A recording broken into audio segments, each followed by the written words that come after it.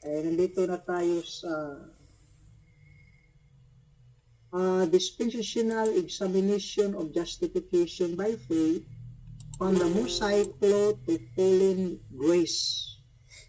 Ito po ay comparative, kinukumpare natin yung justification during Moses' time under the Old Testament, and then to compare under the grace dispensation, particularly or specifically under sa grace kay Apostol Pablo. Kasi maraming naniniwala na ito pong justification from the beginning, from Adam until now, walang pagkakaiba. Yung ginagawa kong thesis, kino-compare natin para mayroon tayong mga idea at mas madali siyang ipaliwanag pang naging pamilyar natin. Babasahin ko muna. In the landscape of biblical doctrine, the subject of justification is stand as one of the most pivotal tenet of the Christian faith. The doctrine of justification address the fundamental question: how is man made righteous before a holy and just God? This chapter aims to critically examine and confer the nature of justification under the dispensation of law given through Moses, a dispensation of grace revealed through the Apostle Paul, anchored firmly in the King James Bible. This exposition endeavors to highlight the progressive revelation of God's redemptive plan and the theological transition from justification by work under the Mosaic covenant to the justification by faith under the fallen gospel. Na ito po ay i-compare natin, ay alam natin yung mga aral under sa Mosaic doctrine or teaching. Si Moses po ay siya po ang binigyan ng Diyos bilang katiwala, doon sa kanya ibinigay yung law. Babasa muna tayo doon sa Malakay chapter 4. Malakay chapter 4, mag-start tayo sa 1. For behold, the day cometh, that shall burn and over and all the proud ye. Direct na lang tayo sa verse 4. Remember ye the law of Moses, my servant, which I commanded unto him in Horeb for Israel, or the statute and judgment. Tandaan natin, remember ye the law of Moses. Ngayon, mayroong mga followers sa ibang mga sikta, katulad yung mga followers ni Ellen G. White, hinahati nila, pag tinatawag the law of Moses, referado doon sa mga ordinances or offerings. Mga iba't ibang mga batas, pero maliban doon, hindi siya kasali doon sa Exodus chapter 20, verse 1 to 17, o doon sa Deuteronomy chapter 5. Ngayon, pag tinatawag the law of Moses, automatically, hindi siya yung tinatawag nila na moral. Kasi masabi nila, ang batas, ang law na hati. Mayroong tinatawag na moral law, ceremonial law, or dietary law, or civil law. Mayroon silang ganyan. Pero tandaan natin, kahit isa, wala namang batas si Moses, walang law si Moses. Naging katiwala lang siya, naging stewardship lang siya. Tingnan natin sa doon sa sa Nehemiah chapter 2. Nehemiah chapter 2. Chapter 8 rather. Ito ang nakasulat. And all the people gathered themselves together as one man, enter the street that was before the water gate, and they speak unto Israel, the scribe, to bring the book of the law of Moses. Di ba? Pag sinasabi na bring the book of the law of Moses, automatically, papasok agad yung Pentateuch. Yung Genesis, Exodus, Leviticus, Numbers, Deuteronomy. Ngayon, kasi yung iba hinahati nila pag tinatawag na law of Moses, prepirado doon sa mga sacrificial offering. Yung offering, marami yun. Mayroong tinatawag na meat offering, burnt offering, peace offering, voluntary offering, drink offering, marami. Sa makatuwid, sabi nila, yun ang kay Moses. Pero, pag sinasabing moral law, doon talaga sa Ten Commandments. So, iniiba nila. Ituloy natin pagbasa sa Nehemiah chapter 8 verse 1. And all the people gathered themselves together as one man into the street that was before the water gate, and they speak unto Ezra, the scribe, to bring the book of the law of Moses. Di ba maliwanag? The book, the law of Moses, Genesis, Exodus, Leviticus, Numbers, Deuteronomy. Question. Ito po ba galing kay Moses, hindi galing sa Diyos, sa kanya lang? Kasi hinahati. Ituloy natin pagbasa. Which the Lord had commanded to Israel. Ito palang batas, yung law of Moses, hindi galing Moses yan. Galing sa Diyos. Ipagkatiwala lang sa kanya. Sa makatwid, wala namang batas na sarili si Moses, pati yung mga offering doon.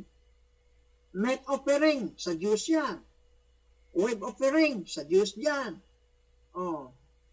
Drink offering, voluntary offering, wave offering, lahat yan, galing sa Diyos. Ibinigay kay Moses bilang katiwala. Tingnan natin ha. Dagdagan pa natin ng sitas. Doon tayo sa John. John chapter 1 verse 17.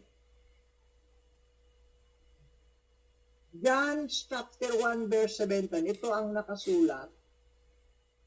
Yung sabi ni John.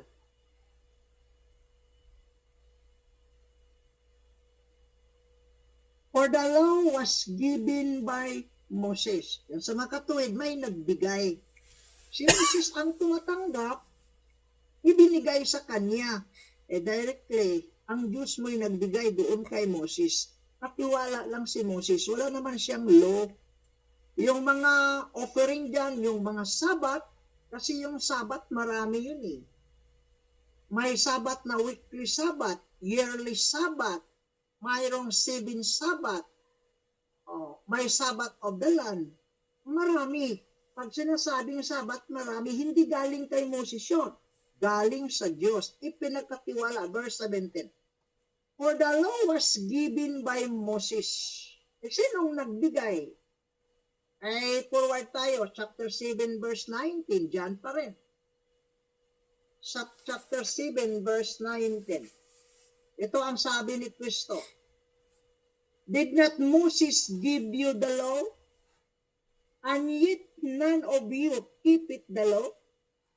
Di ba si Moses nagbigay sa inyo ng kautusan? Sino yung pinagbigyan? Yung Israelites, si Moses ang ginamit ng Diyos upang sundin doon sa bayang Israel. Sa makatuwid, walang batas, walang law si Moses. Lahat yan galing sa Diyos. Ibinigay kay Moses bilang katiwala, stewardship. Dispenser. Meaning, ngayon, maliwanag na itong sinasabi nila na iba yung dietary law, iba yung moral law, iba yung civil law, iba yung ceremonial. Yung moral law galing sa Diyos. Yung ceremonial, kay Moses lang yan. Mali. Kasi lahat-lahat yan galing sa Diyos. Ibinigay kay Moses upang ipatupad doon sa bayang Israel. Dagdagan natin ha. Ito, chapter 7 sa Acts. Chapter 7 sa Acts. Verse 53. Who have received, start ko doon sa verse 52. Which of the prophets have not your fathers persecuted? And they have slain them, which you before of the coming of the just one, of whom ye have been now the betrayer and murderers. Sinabihan ni Stephen yung mga Hudyo, yung mga fathers ninyo, naging murderers. Sila ang nag-persecute sa mga prophet. Mga stipnik kayo. Verse 51, ye stipnik, and uncircumcised in heart and ears, ye do always resist the Holy Ghost, and your fathers did. So hindi ba ito ang ginagawa sa inyong mga father? Sabi ni Stephen. 53, who have received the law by the disposition of angels, and have not kept it. Di ba kayo ang nakatanggap sa kautusan sa pamagitan ni Moses, pero wala namang isang tumutupad? Ngayon, sa makatuwid, itong sinasabi nila na dietary law, civil law, ceremonial law, moral law, lahat yan galing sa Diyos. Wala namang batas si Moses, hindi pwedeng hatiin yan, lahat yan galing sa Diyos. Ibinigay kay Moses upang tuparin doon sa bayang Israel. Dagdagan muna natin dito tayo sa 2 Kings. 2 Kings chapter 17 verse 34. Ano ang sabi ni sa writer sa Kings? Itong nakasulat. Stop here. 17 verse 34. Unto this day, they do after the former manners. They fear not the Lord, neither do they after their statutes, or after their ordinances, or after the law and commandment which the Lord commanded the children of Israel, Jacob, whom he named Israel. Hindi maliwanag, ito palang lahat ng mga utos, itong mga law, ordinances, ibinigay ng Diyos doon kay Moses upang tuparin sa bayang Israel. Yon, sa kanila yan. Hindi kasali yung ibang bansa, specifically, sa kanila talaga yan. Ito, dagdagan natin sa Psalms, chapter 147, verse 19. Psalms, chapter 147, verse 19. Ito, pursue his word unto Jacob, his statute and his judgment unto Israel. He hath not dealt with any nations. Yung sabi sa mga debate sa YouTube, sa Facebook, sabi lahat ng tao. Ginagamit yung anthropos, meaning ang Sabat para sa lahat ng tao. Mali. Bakit mali? Eh sabi sa verse 20, he hath not dealt with any nation. Sa kanila lang. Ang mga Gentiles pwedeng tumupad, kailangan doon sila maninirahan sa bayang Israel. Kasi sa kanila lang yan. Ngayon, itong law, lahat ibinigay sa kanila, specifically doon sa bayang Israel, hindi kasaling ibang bansa. Dagdagan natin doon tayo sa Lamentation. Lamentations chapter 6. Chapter 2. Lamentations chapter 2.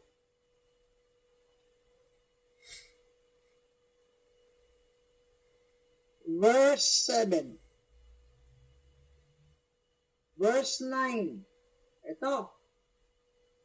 Her gates are sunk into the ground, he hath destroyed and broken her bars. Her kings and her princes are among the Gentiles, the law is no more. Her prophet also find no vision from the Lord. Anong sabi? The law is no more. Among the Gentiles, the law is no more. Wala sa kanila. Sa makatuwid, ang batas na ibinigay doon kay Moses, galing sa Diyos, para sa bayang Israel, hindi kasali ang ibang bansa.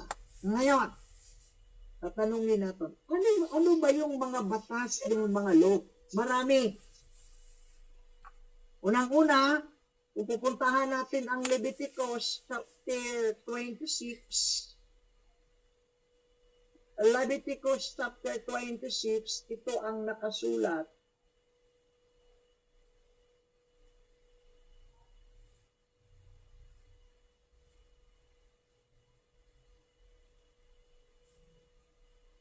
Umpisa tayo sa verse 1. Ye shall keep my Sabbaths. Hindi singular ha, Sabbaths. May kadiskas ako noon.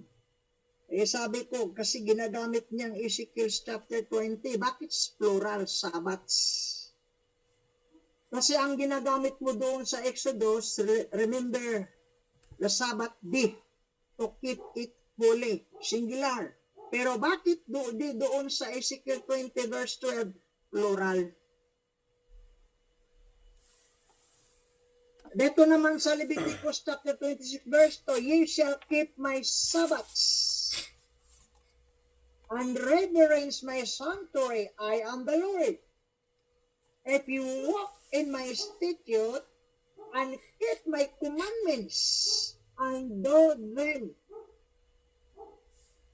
I will give you rain in due season and the land shall yield here. So, conditional. Ang Israel, pag maglakad sila, sumusunod, tumutupad doon sa kautusan, marami silang material blessings.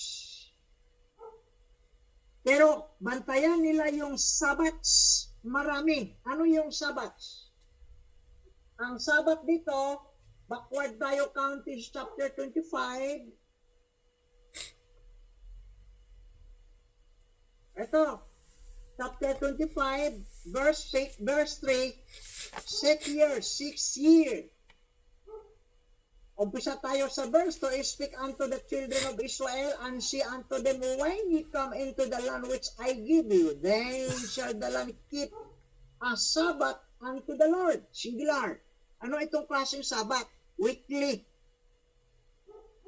Pagkapareha siya doon sa Exodus chapter 20, verse 8, remember the Sabbath day to keep it holy. Ngayon, mayroong weekly Sabbath. Pagdating sa verse 3, 6 years thou shalt sow thy field, and 6 years thou shalt prune and thy vineyard, and gather in the fruit thereof. But in the 7th year, ye be a Sabbath of rest unto the land. Mayroong tinatawag na Sabbath of the land. Tataniman mo yung lupa sa loob ng 6 na taon, pagka ikapitong taon, huwag mong taniman. Tinatawag na Sabbath of the land. Sa mga katuwid, mayroong Sabbath para regarding sa lupa, at mayroong ding Sabbath every 7 months according to Hebrew calendar. Ito, backward tayo sa chapter 23. Chapter 23, 29. 39. Also in the 15th day of the 7th month, when ye have gathered in the fruit of the land, ye shall keep the feast unto the Lord 7 days. Mayroong unleavened bread feast, mayroong ding feast of tabernacle every 7 months of a year based on Hebrew calendar. Ngayon, ito, 7 days, pista yan. Pista sa tabernacle. 7 days, on the first day shall be a Sabbath. And on the 8th day shall be a Sabbath. Mayroong Sabbath, pista, ikapitong buwan, mayroon silang pista, mag-start sa 15th day of 7 months. Pitong araw. Unang araw, Sabbath. Pagka 8 araw, Sabat naman. Meaning, hindi lang weekly Sabat. Mayroong tinawag weekly Sabat, mayroong yearly Sabat, mayroong Sabat of the land, at mayroong namang Sabat pang 49 years. Sa mga katuwid, yun ang sabi dito sa chapter 26, keep my Sabbats. Tingnan natin ha, forward tayo doon sa Ezekiel. Ezekiel muna tayo. Ezekiel chapter 20. Ezekiel chapter 20. Verse 12. Ito ang nakasulat. Moreover, also I give them my Sabbats. My Sabbats, plural, to be a sign between me and them, that they might know that I am the Lord that sanctify them. Verse 13, but the house of Israel rebelled against me. Bakit? Kasi ganito yon. Every Sabbath day, hindi ka pwedeng magsaing. Bawal magsaing. Ngayon, may nagsabi na itong mga Sabat tuloy-tuloy pa hanggang ngayon, pero hindi na-practice itong 7 days na gawain. Every 7 month, may Sabat first day, pang 8 araw, may Sabat din. Walang na-practice ngayon.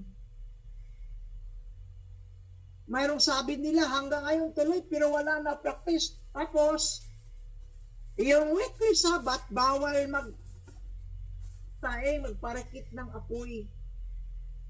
Ito, Exodus chapter 35. Exodus chapter 35. Start tayo sa verse 1. And Moses gathered all the congregation of the children of Israel. Congregation means church. Church. Yan tinatawag silang church in the wilderness. Yung mga tao na si Moses ang naging leader. Yung mga taong galing sa Egypt, doon sa wilderness, tinawag silang the church in the wilderness. In other words, congregation. Ito. And Moses gathered all the congregation. And Moses gathered all the church. Congregation of the children of Israel together and said unto them, there are the word which the Lord hath commanded. Ang Diyos po ang nag-utos that ye should do them. 6 days shall work of done, but on the 7th day there shall be to you a holiday, a Sabbath of rest. To the Lord, whosoever doeth work therein shall be put to death. Lahat ng gumagawa sa araw ng Sabat, papatayin siya. Yan. Yun ang problema ngayon. Mayroon sabi na sumusunod,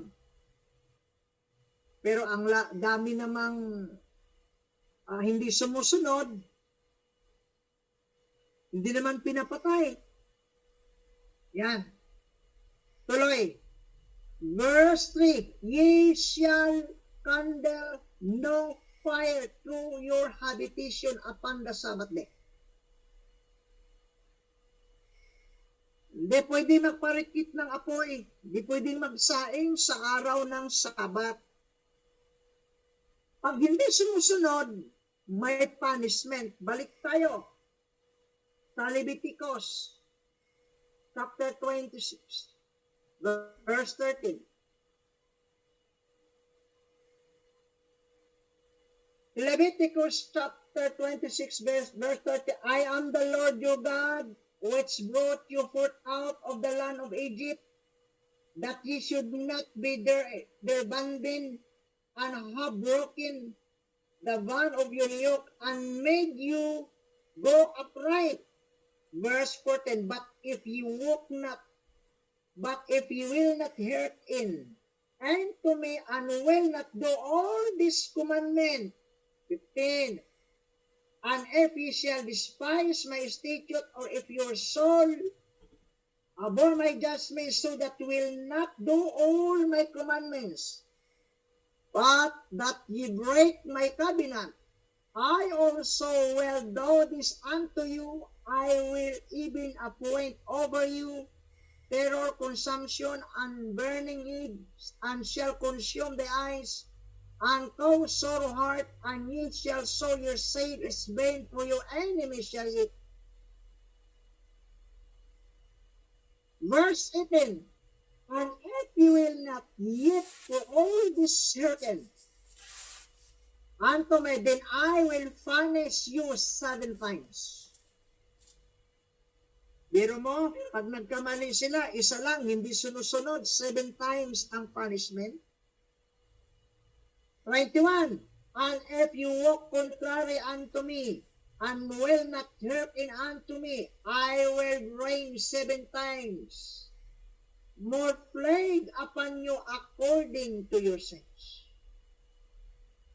Dan katindi, dan ka delikado yung batas noon. Ngayon, balik tayo sa sabi doon sa dito sa thesis.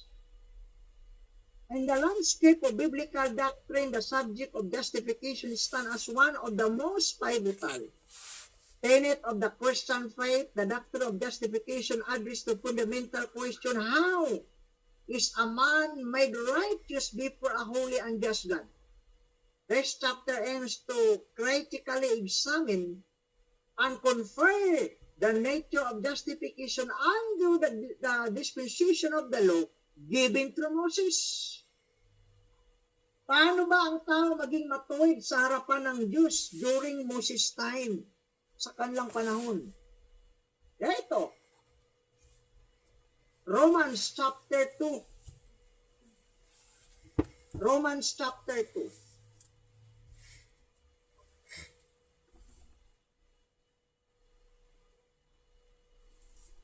Start tayo sa 11 to 12. 12. For as many as have sinned without law shall also perish without law. Sa kanilang panahon, para isang tao wala namang law tinutupad, ay ma-perish sila. Wala, without law. And as many as have sinned in the law shall be judged by the law. Ay yung mga Israelites, binigyan ng law, batas, i-judge sa kanila yon. Verse 13, for that the hearer of the law are just before God, but the doer of the law shall be justified. Ang batas ng Diyos na ibinigay doon kay Moses upang ipatupad doon sa bayang Israel para sila ma-justified, mabuhay. Yun ang pinaka-purpose bakit ibinigay sa kanila. Dagdagan natin ha. Ito, chapter 13. Romans chapter 13 verse 5.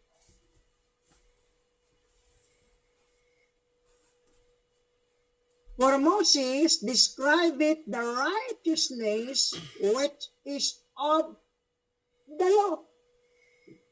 Ang tao, si Moses sumusulat para ang tao mapawalang sala sa pamagitan sa kautusan. Yun ang pinaka-purpose. Ngayon, pag nagkamali ka isa, mali na lahat. Ay, mayroong isa. Hindi mo natupad, hindi nila natupad, lahat yan, mali na. Lahat, hindi na natupad. Hindi sila maging righteous. Sabi ni James, chapter 2, verse 10, for whosoever shall keep the whole law, and yet offend in one point, he is guilty of all.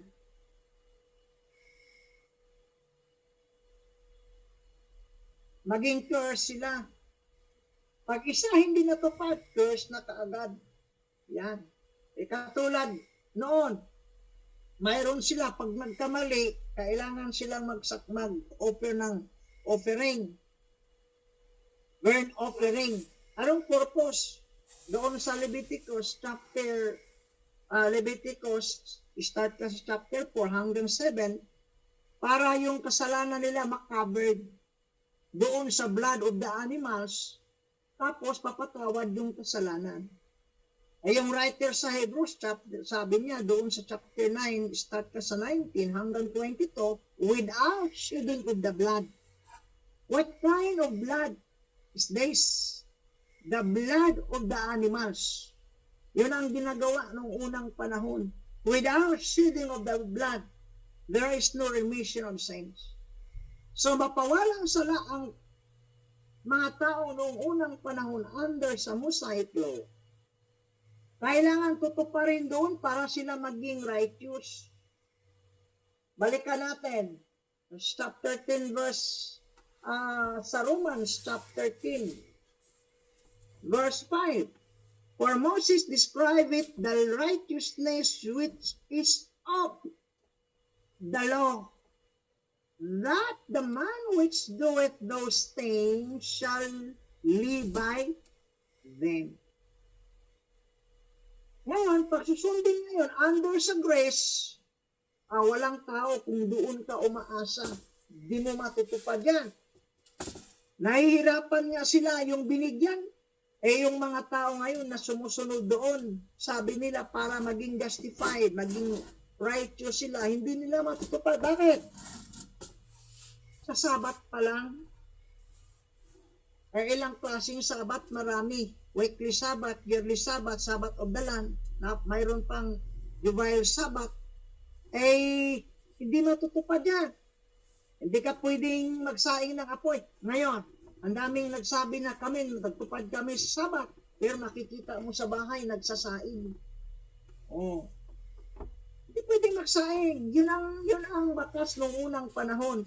Pa ang tao maging righteous.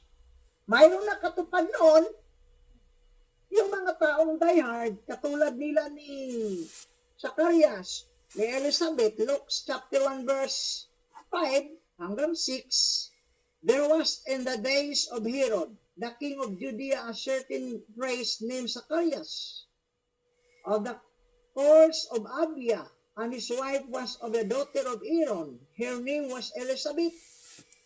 And they were both righteous before God, walking in all the commandments and ordinances of the Lord blameless.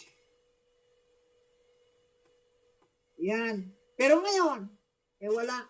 Kasi ang moral law, yung sabi yung moral law, yung 10 commandment, hindi makapawalang sala yan.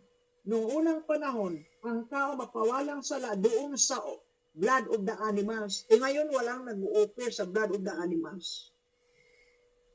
Yun ang naging middle wall of partition. Doon ang tao maging matuwid kung sumusunod ka doon sa kautusan. Panahon ni Moses, sabi ni Moses, kayo ang binigyan ng kautusan sa pamagitan ni Moses, hindi naman kayo sumusunod. Sabi ni Stephen, ganun din. Binigay sa inyo sa pamagitan ng angels, wala namang isang tumutupad.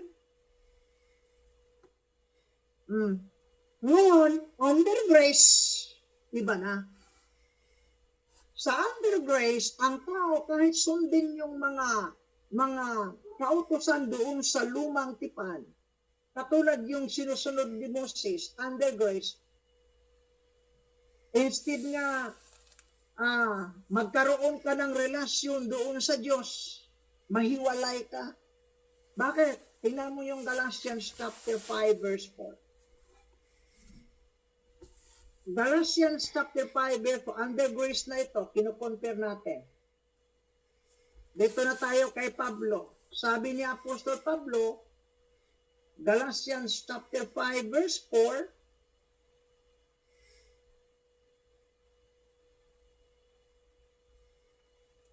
Christ is become of no effect unto you.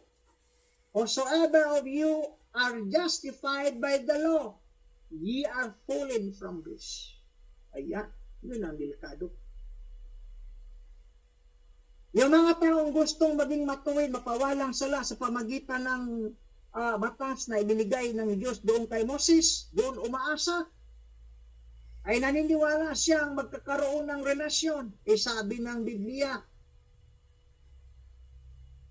Christ is become of no effect unto you, whosoever of you are justified by the law, ye are fallen by grace. Marating pagkasalungat. Very ironic. The teaching under of the grace dispensation, very ironic to compare the teaching under the law during Mosaic time.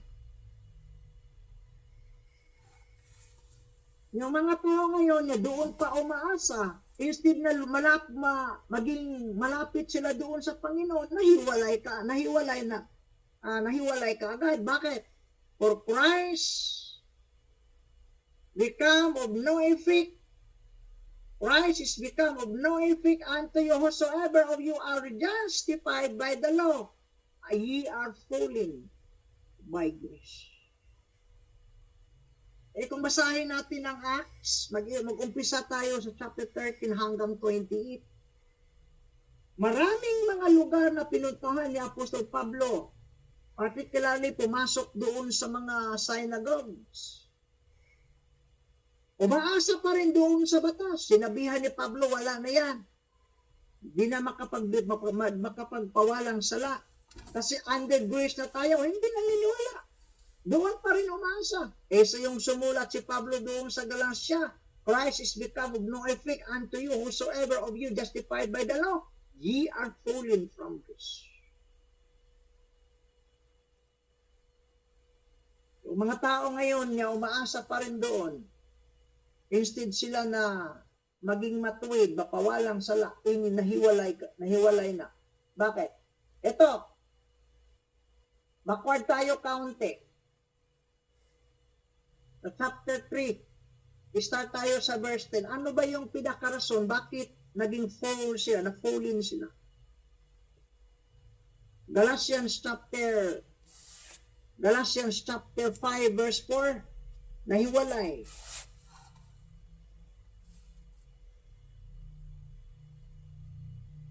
Christ is become of no effect unto you, whosoever of you are justified by the law, ye are fallen from grace. Bakit? Ito, chapter 3, verse 10. Galatian pa rin. For as many as are of the works of the law, are under curse. Bakit? Parang isang tao doon siya umaasa doon sa law ng Diyos na ibinigay kay Moses. Bakit siya na-under sa curse? For as many as are of the works of the law are under curse. Bakit? For it is written, curse is everyone that continueth not in all things which are written in the book of the law with them. Kasi yung ganito yung kapatid, pag ang umaasa ka doon sa batas na ibinigay ng Diyos doon kay Moses, umaasa nga doon mapawala ang sala, doon maligtas, kailangan lahat sundin. Bawal umalis sa bahay, umalis, nakamotor pa. Work yan. Walang gasolina, doon pumunta pa doon sa station, nagpagasolina pa. Mas lalong lumaki ang kasalanan. Bawal gumagawa. Kumakain, gawa yan. Pagkatapos ng hugas, yan. Naligo pa, lalong nadagdagan. Na-curse na yan. Tapos nagsaing pa, mas lalo nang lumaki ang kasalanan. Sabi ni Pablo, pag doon nagtiwala ang tao, naging curse siya. Bakit? 11. Under grace. But that no man is justified by the law in the sight of God, it is evident, for the just shall live by faith. Sa grace dispensation, kahit pasundin lahat yan, lahat matupad. But no man is justified by the law in the sight of God. Under grace, hindi na talaga ang tao mapawalang sala sa pamagitan pagtupad doon sa mga batas noong unang panahon. Bakit? Tagdagan natin ha. Romans chapter 3, verse 20. Romans chapter 3, verse 20.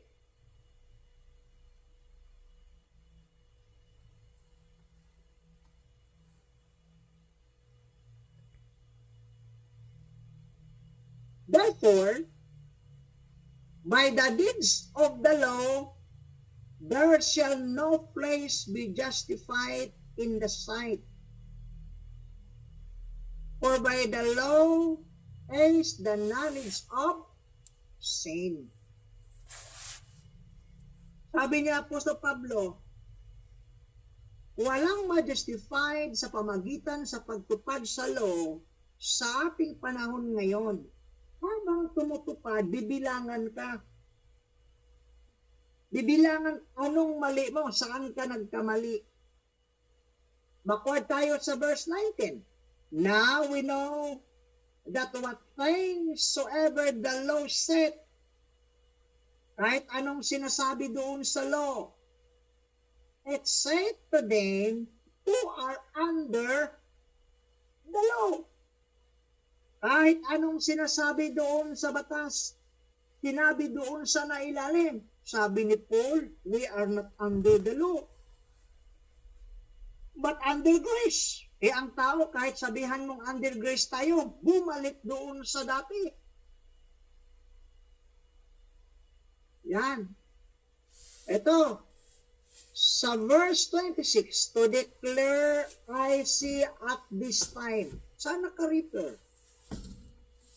At this time, refer under sa grace dispensation, hindi yung sa dati. To declare I see at this time his righteousness, that he might be just and the justifier of him which believe in Jesus. Where is boasting them? It is exploded. By what law? Of works? Nay, but by the law of faith. Therefore, we conclude that a man is justified by faith without the deeds of the law. Very clear. Ang tao ngayon sa under sa grace, ang tao mapawalang sala, maging matuwid siya sa harapan ng Diyos without the law of works. Yan. Yun ang yung sumulat si Pablo, yung sumulat si Lucas, doon nagkasama sila doon sa gawa sa mga apostolis. Papasok na sila doon sa Pamphylia or Pisidia. Chapter 13 sa Acts. Ay sinabihan ni Apostol Pablo yung taga doon. Ay sabi niya, verse 37,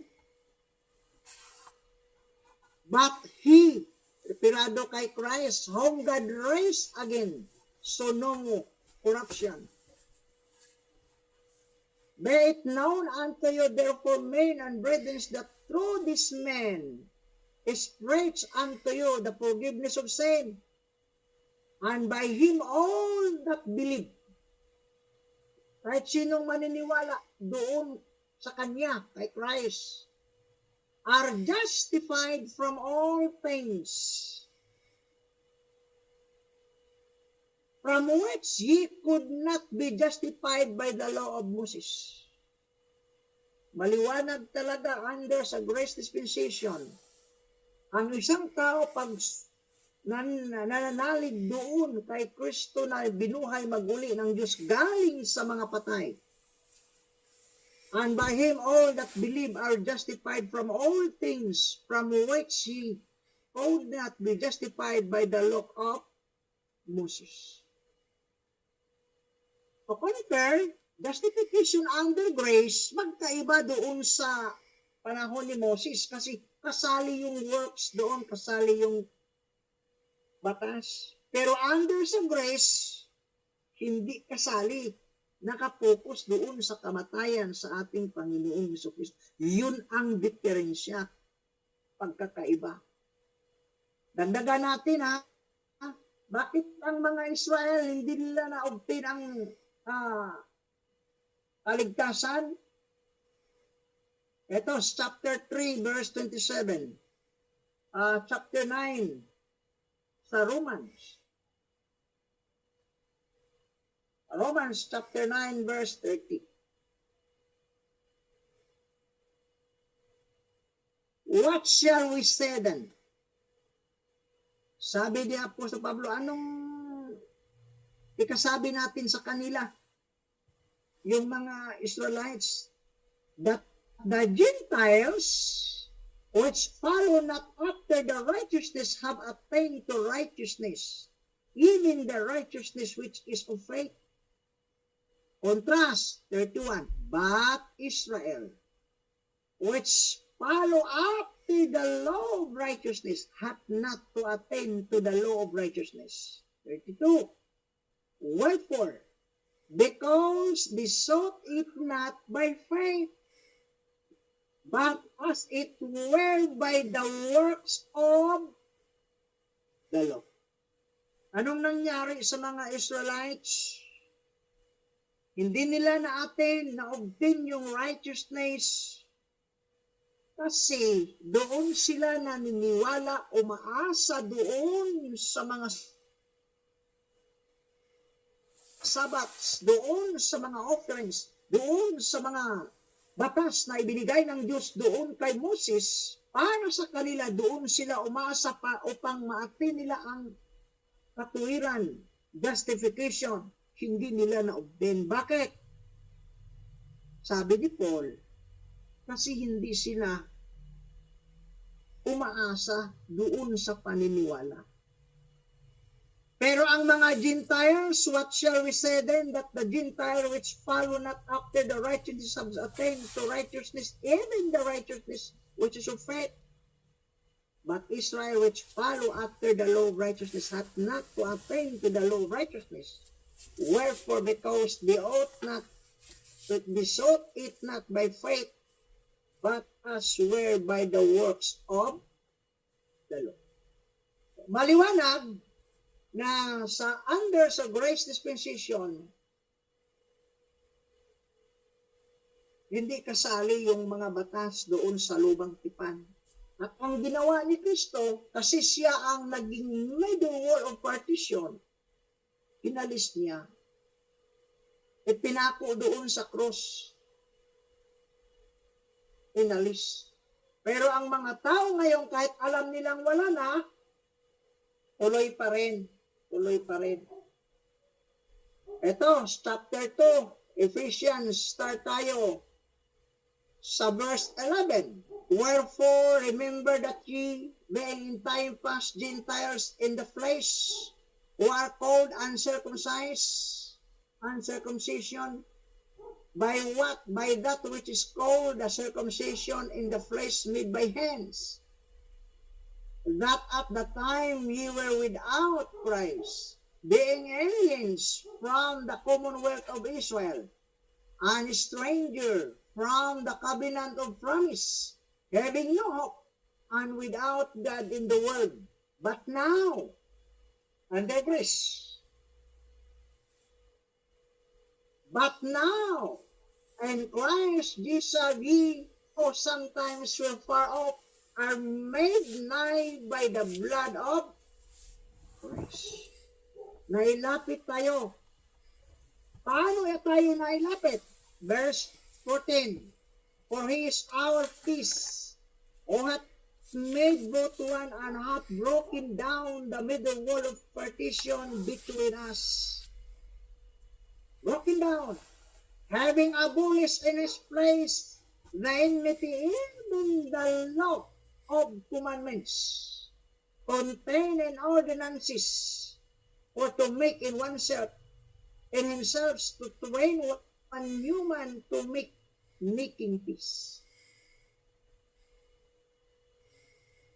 Kinuha yung middle wall of partition, Kasi under sa grace, hindi na siya makapagbigay ng makapawala ng kasalanan, makapag-justify. Ang tao ngayon, kahit sundin yung mga nakaraan, hindi na siya mag-effect. Hindi na siya mag-effect. Bakit? Kasi tinanggal na, ipinako doon sa cross. Yung napako doon sa cross, wala na siyang bisa. Lahat ng mga dating kautusan na ibinigay ng Diyos doon kay Moses, kahit sundin na yon, hindi na siya makapagwalang sala. Chapter 2, verse 14. Or siyang blotting out of the handwriting of ordinances that was against us, or it was contrary to us, and took it out of the way, nailing it to his cross. And having spread principalities and power, he made a show of them, openly triumphing over them in it. 16. Let no man therefore judge you in meat. Tungkol sa pagkain, hindi ka na pwedeng mag-judge. Yung dati, pag kumakain ka, yung mga utos doon sa Leviticus chapter 11, ay i-judge ka. Marumi yan, di pwede yan, labag yan. Pero ngayon, sabi na, no man therefore judge in you in meat, or in drink, or in respect of an holy day, or of the new month, or of the Sabbath days. Bakit hindi na pwedeng mag-judge? Kasi ipinako doon sa cross, inalis, naging abolish, tinanggal. Sabi ng iba, hindi pa natanggal, hanggang ngayon mayroon pa. Tanggal na. Ito, chapter 19, verse 28 dyan. 19, verse 28.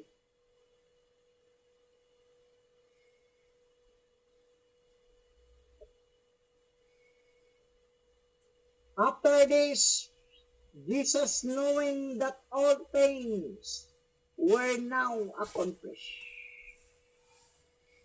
All things, di pwedeng walang naiwan. Lahat. Di pwedeng mayroong naiwan. Lahat yan. After this, Jesus, knowing that all things were now accomplished, that the scripture might be fulfilled, said, I thirst.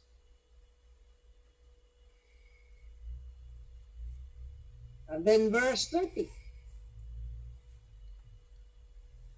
When Jesus therefore had received the vinegar, he said, it is finished. Tapos na. Ano yung tinapos niya? Yung dating nakasulat doon sa Law of Moses.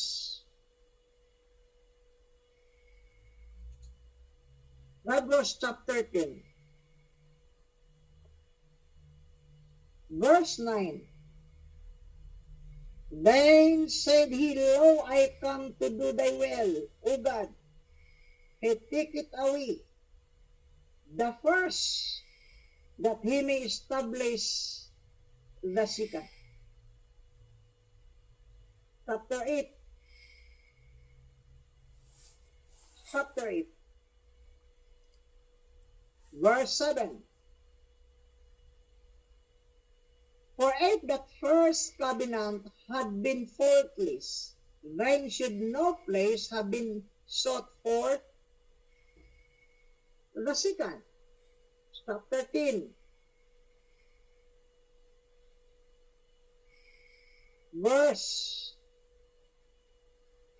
5.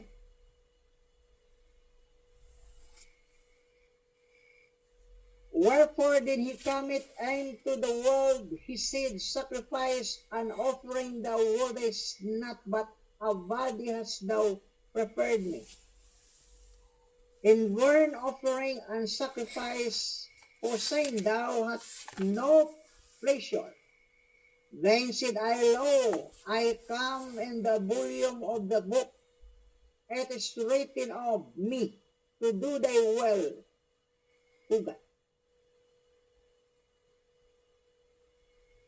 Verse 9, Then said I, Lo, I come to do thy will, O God. He take it away. The first. Ano yung he take it away the first? Yung justification by works, dapat sundin.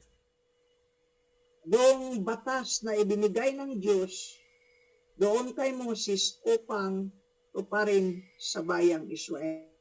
Ngayon, kahit anong sunod-sunuran doon, wala na siyang bisa, hindi na siya mag-effect. Under grace tayo ngayon, ang ating justification doon na kay Kristo. Hindi sa atin. Galatians chapter 2 verse 16, knowing that a man is not justified by the works of the law. Kailan? Ngayon. Hindi na.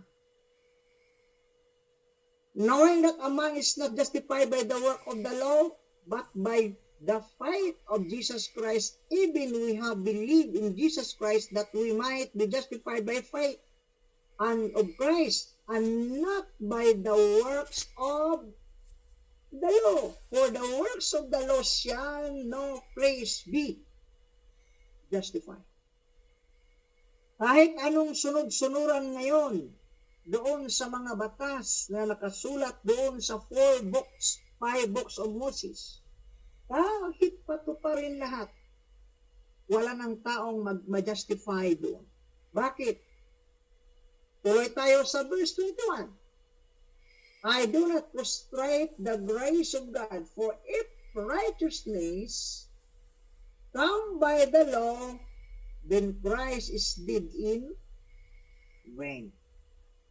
Kung ang tao ngayon mapawalang sala, ma-justified siya sa pamagitan sa work of the law, to keep the law, walang kwenta ang nagawa ni Kristo doon sa cross. So, ang conclusion ni Apostol Pablo, under grace, ang justification ngayon sa pamagitan na doon sa pananampalataya. A robust theological framework for understanding this dispensationalship, the speaker initially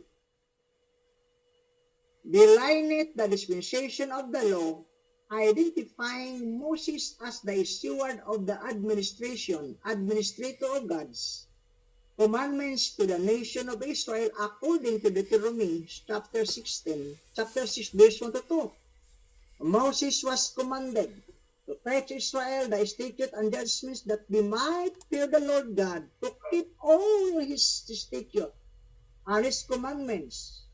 The primary mode of justifications during this period was through obedience. Righteousness was measured by adherence to the law, and blessing were conditional upon the compliance. Ye shall therefore keep my statute and my judgment, which if a man do, he shall live in them. I am the Lord. Leviticus chapter 18 verse 5. Maraming salamat po sa inyong pakikinig.